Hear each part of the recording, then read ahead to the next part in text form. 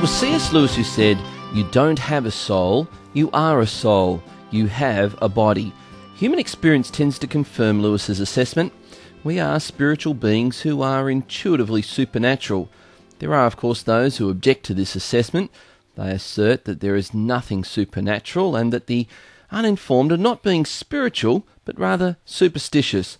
But when Christians who claim to be spiritual behave superstitiously and call it revival, we have to think that's an odd gospel, or perhaps a Todd gospel. Hey, Revelations 10. Oh, I love this stuff. Okay. Because it's so alive to me, because these are so many experiences I've had. Revelation 10:1, I still saw another mighty angel coming down from heaven.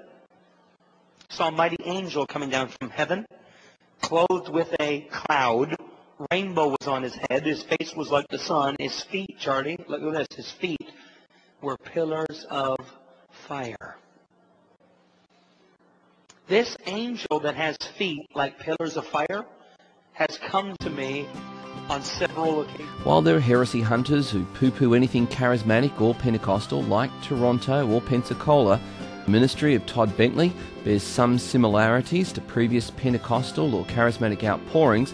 It is fundamentally different. Todd Bentley's message is also radically different from other revival leaders.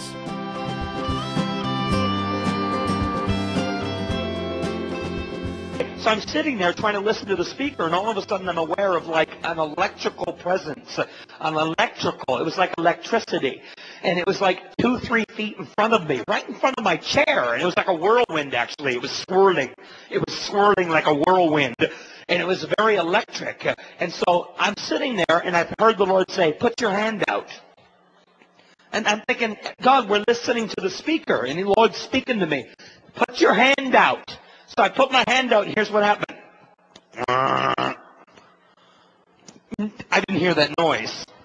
That's for you. It was like putting my hand into an electrical force field. Every time I stuck my hand out, the atmosphere was like, And then I thought, what is this? And God said, it's a portal. Due to the village nature of the modern world, thanks to satellites and digital media, it is perhaps easier than ever before to be well informed about trends within Christendom happening anywhere in the world.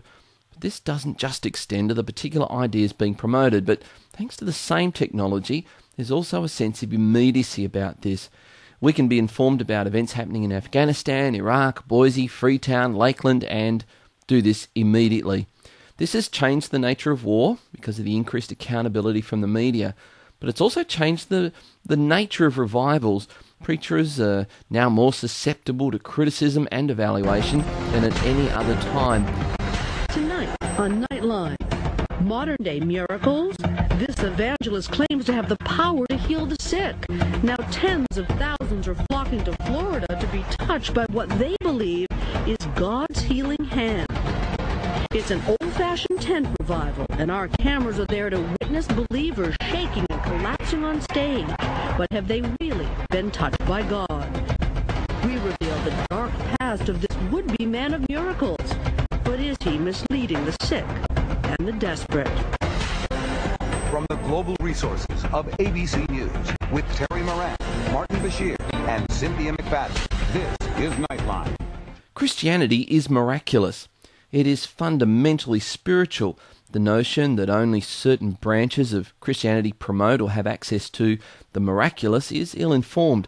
The foundation of Christianity, the resurrection of Christ, is profoundly miraculous.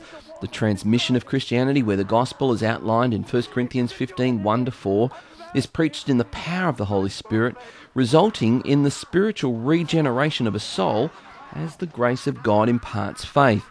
This is profoundly miraculous, and not just the expression of charismatics or Pentecostals.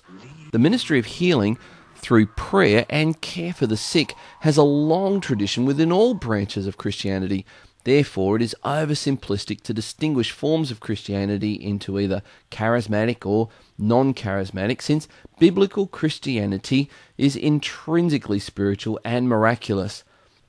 Those who designate themselves as charismatic believe in and practice the spiritual gifts which are referred to, in 1 Corinthians 12 and include speaking in tongues, the interpretation of tongues, healings, miracles, prophecy, and discerning of spirits.